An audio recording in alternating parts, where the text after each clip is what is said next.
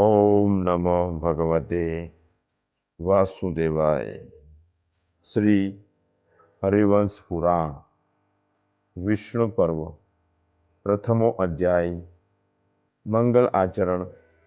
नारदजीએ મથુરામાં આવીને કંસને આવનારા ભયની સૂચના આપી અને કંસે પોતાના સેવકોની સામે મોટી મોટી એવી વાતો કરી.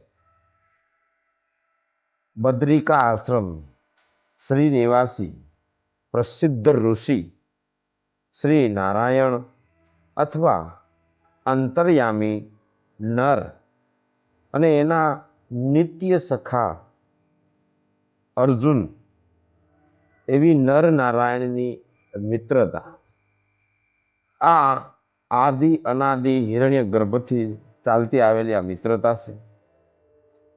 આ શ્રેષ્ઠ અને શુદ્ધ સચિદાનંદન પુરુષોત્તમ ભગવાન શ્રી કૃષ્ણ અને એને નારાયણ કહેવામાં આવે છે અને એના નર સખા મિત્ર એટલે કે તેને અર્જુન કહેવામાં આવે છે. આવી રીતે બંનેની અરસવરસ મિત્રતા છે.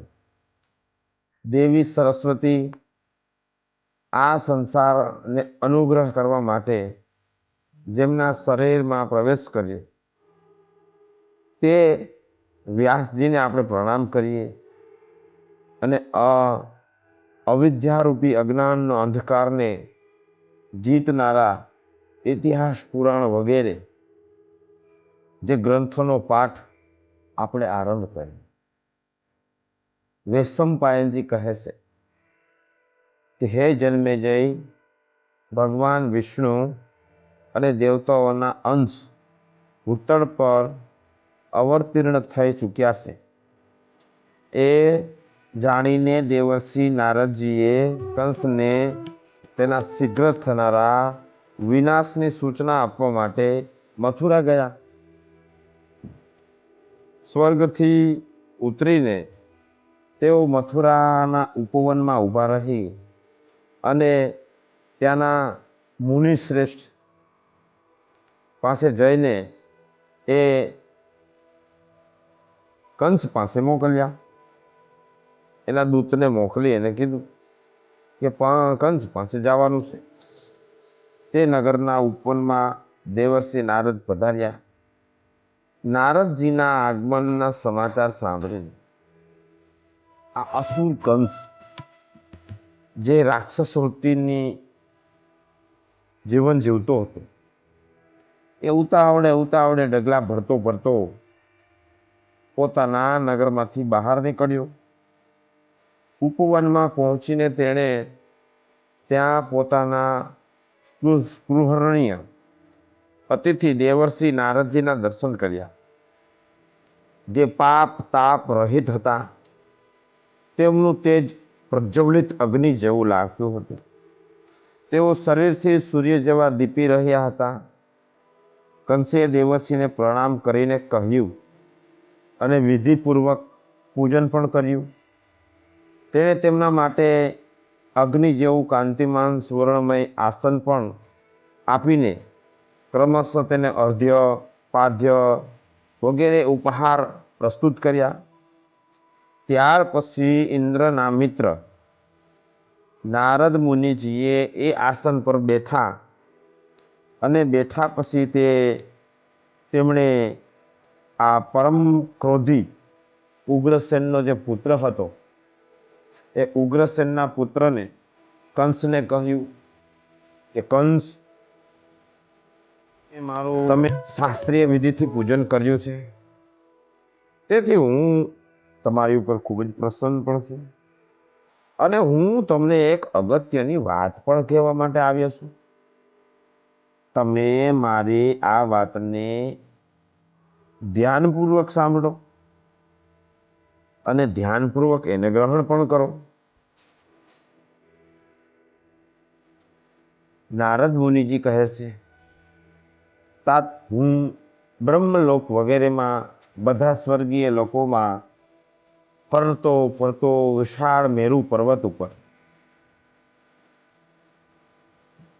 પહોંચી ગયો અને જે સૂર્યદેવનો મિત્ર છે, પછી નંદનવન ચૈત્રરથના દર્શન કરીને મેં દેવતાઓ સાથે સંપૂર્ણ તીર્થો અને સરિતાઓમાં સ્નાન કર્યું. ત્યાર પછી ત્રણ ચાર ધરાઓમાં વહેંચાયેલી દિવ્ય તીર્થયાત્રા, નદી, પુણ્યશીલા નદી, ગંગા નદી, આ બધા નદીઓના દર્શન કર્યું. સ્મરણ માત્રથી જ સમગ્ર પાપનો નાશ કરી દેનારી આ નદીઓ.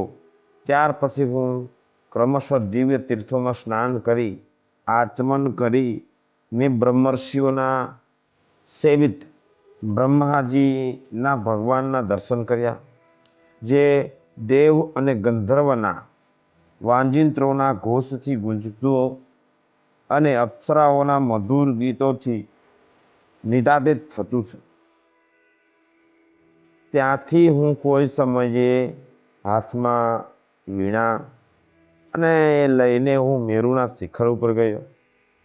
મેરુ પર્વતના શિખર ઉપર બિરાજમાન બ્રહ્માજીની સભામાં હું જઈ અને બેઠો.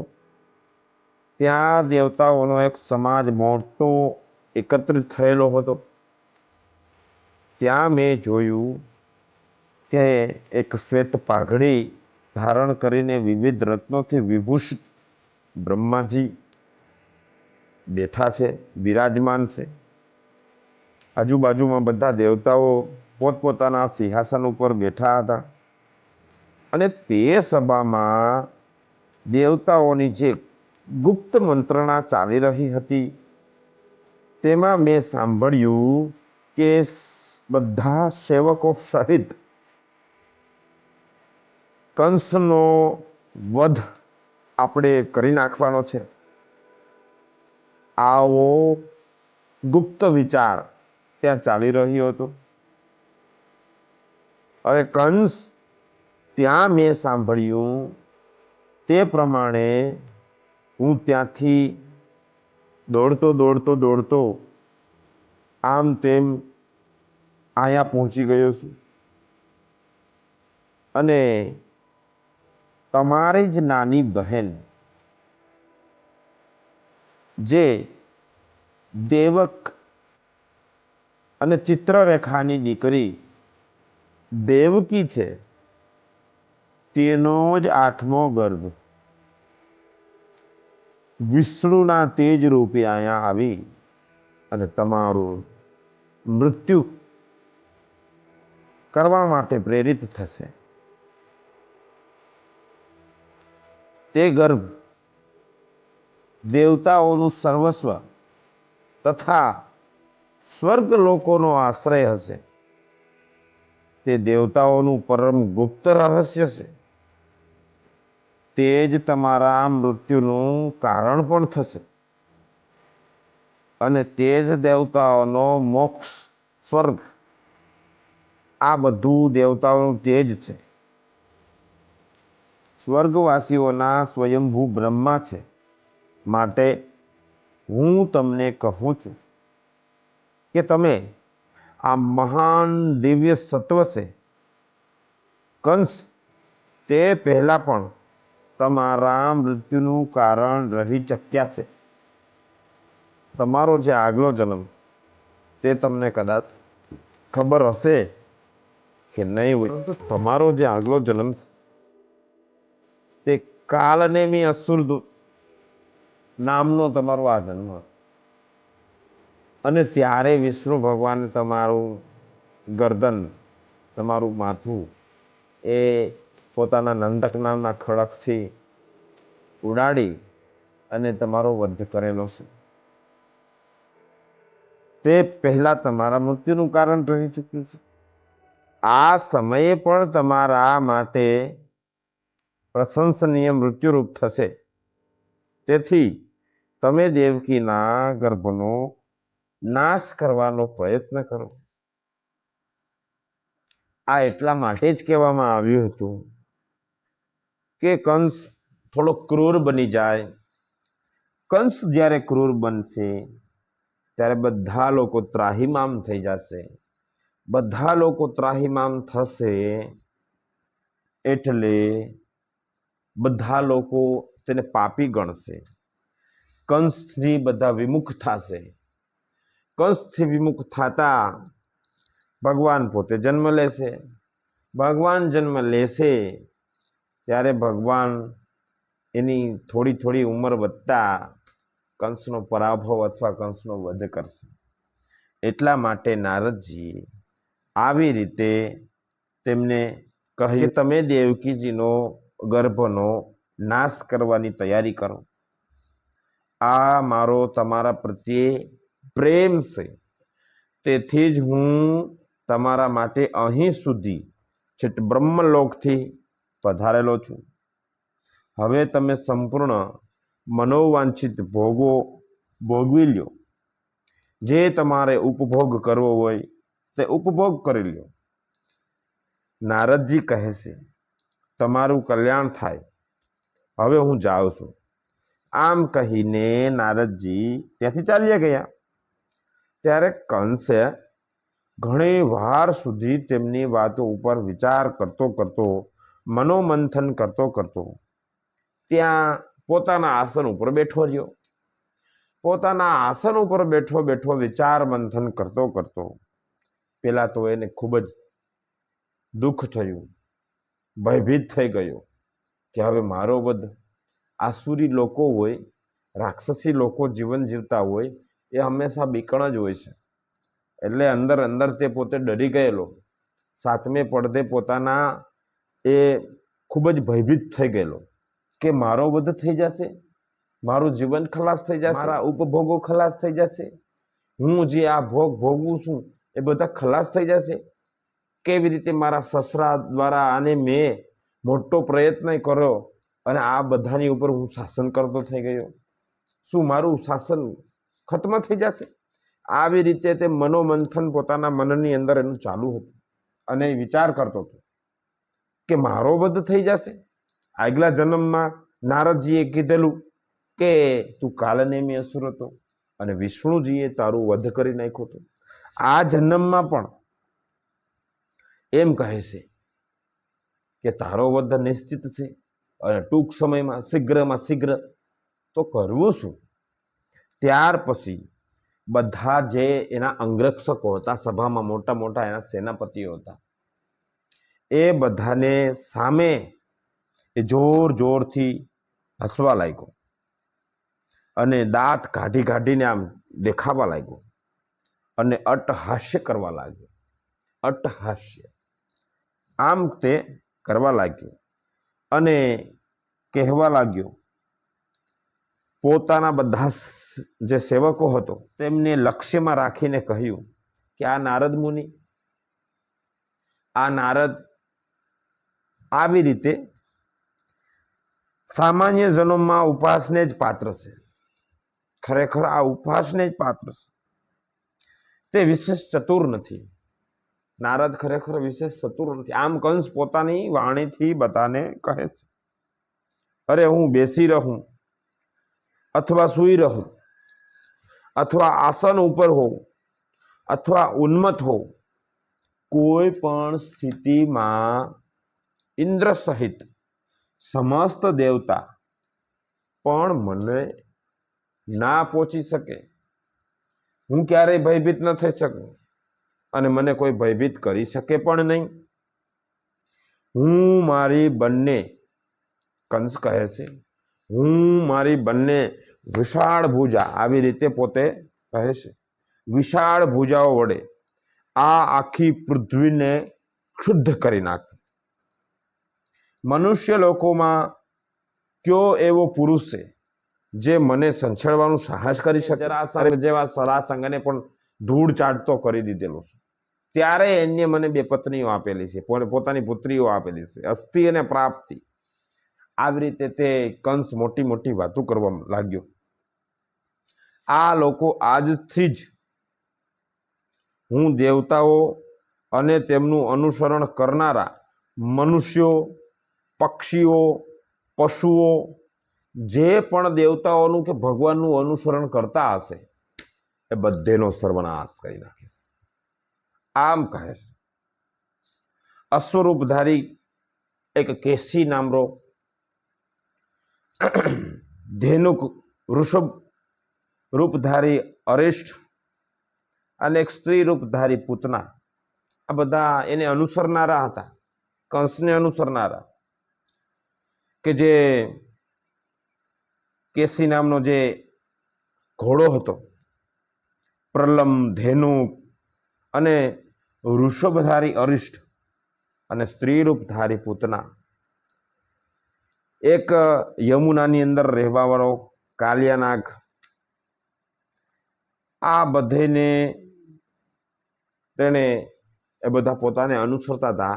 એટલે એ બધાઓને આજ્ઞા કરી, કંસે બધાને આજ્ઞા કરી કે તમે ઈચ્છા અનુસાર પોતપોતાનું રૂપ ધારણ કરીને આ સંપૂર્ણ પૃથ્વી ઉપર જાઓ, ત્યાં ફરો અને જોવો કે મારા પક્ષની જે કોઈ લોકો નિંદા કરતા હોય તે બધાને કંઠસ્નાન આપી દો. આમ કંસ કહે છે. જે પ્રાણીના ગર્ભમાં નિવાસ કરતા હોય તેમના પર નજર રાખવી જોઈએ, કેમ કે નારદજીએ મારા માટે ગર્ભથી જ ભય બતાવ્યો છે. તો કોઈ પણનું પ્રાણી હોય, કોઈ પણ પ્રાણી, દરેક પ્રાણી ના ગર્ભથી લઈ તમારે ચીવટભરું ધ્યાન રાખવું અને બધા નિશ્ચિત થઈ ઈચ્છા અનુસાર આનંદ કરતા કરતા રહો. અને જે ક્યાંય પણ તમને એવું દેખાય કે મારા પક્ષની ક્યાંય કોઈ નિંદા કરે છે તો એને કંઠસ્નાન આપી દો, તેનું ગળું વાઢી લ્યો, તેને યમરાજનો પથિક બનાવી દો. આવી રીતે કંસે એક વટ હુકમ બહાર પાડ્યો. અરે હું જ આ બધાયનો સ્વામી છું, આમ કંસ કહે છે. હું આ બધાયનો સ્વામી છું, હું જ આ બધાયનો રક્ષક છું. મારો આશ્રય લઈને આ બધા જીવન જીવતા રહેલા છે. દેવતાઓથી થોડો ભય પામું? અરે હું દેવતાઓથી પણ ભય ના પામું. નારદજી તો યુદ્ધ કરવાના ખેલ ખેલી રહ્યા છે. નારદજીને બીજું શું આવડે? કંસ આમ અટ્ટહાસ કરીને બોલતો રહેશે કે નારદજીને એક જ ખેલ આવડે, યુદ્ધ, યુદ્ધ અને યુદ્ધ. એ અરસપરસ, ભાઈ ભાઈ, મિત્ર મિત્ર, કોઈ પણ ને કોઈ પણ રીતે નારદજી યુદ્ધ કરાવી દે. નારદજી તો યુદ્ધ કરાવવાનો જ ખેલ ખેલી રહ્યા છે. અરે લોકોમાં મતભેદ કરવાનો તેમનો આ સ્વભાવ છે. આ સંસારમાં જેઓ બાહુ અને સ્નેહ સારી રીતે હળીમળીને રહે છે તેમનામાં પણ તે મતભેદ ઊભો કરવામાં આનંદ આવે છે. એ બહુ સંચળ છે. નારદજી બહુ સંચળ છે. તે લોકોમાં સદા સંઘર્ષ જન્માવતા રહીને ફરતા રહે છે. વિભિન્ન ઉભાતિઓ દ્વારા રાજાઓમાં શત્રુઓ વધારવા માટે હંમેશા કાર્યરત રહે છે, પ્રયત્ન કરતા રહે છે. આ પ્રમાણે તે માત્ર વાણી દ્વારા પ્રલાપ કરીને કંસને પોતાના ભવનમાં, આવી રીતે કંસ પોતાના ભવનમાં ચાલ્યો ગયો. તે સમયનું કંસનું જે ચિત્ત હતું એ સાતમે પડદે એને ભય બેસી ગયો હતો, ભય પેઠી ગયો હતો કે મને કોઈ અગ્નિની ચિતામાં બાળશે ખરા, મારો કોઈ વધ કરશે ખરા. આ પ્રમાણે હરિવંશ અંતર્ગત નારદજીનું કંસ પાસે આગમન અને કંસની ઘણી મોટી ચિંતા. હરિ ઓમ તત્સત. જય ગુરુદત્ત. ઓમ નમો ભગવતે વાસુદેવાય.